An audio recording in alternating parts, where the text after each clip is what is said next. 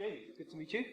We're here in Edinburgh at the Horizons in Human Cell conference, and I'm delighted to have just read your new book, Life Unfolding, which I found absolutely fascinating. It's nice to meet my reader. Yeah.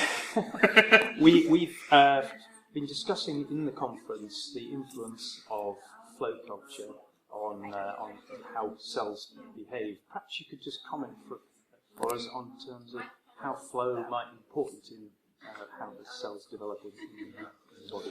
Well, I think there are two ways it's important.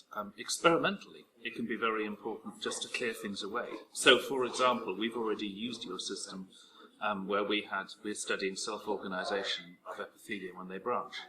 And we know that once in a smooth epithelium, once one cell gets a bit ahead, it goes even further ahead, and there's a sort of self-fulfilling prophecy that the leader leads more.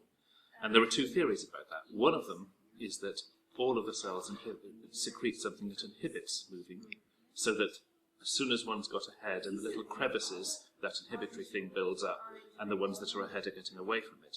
And that's a theory people have thought for a long time. So we cultured some cells to find this out, and we used your system to put a strong flow across them, so we'd sweep everything away. And it made no difference at all. No. It's therefore not to do with an inhibitory chemical, and we now know it's to do with biomechanics in the cell.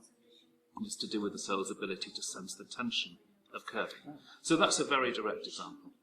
The other one, just more generally, is that in animal development, a lot of positional information, a lot of what tells cells what they need to be, comes from gradients of chemicals, so that they're strong in one part and they diffuse to make a weaker and weaker concentration further away.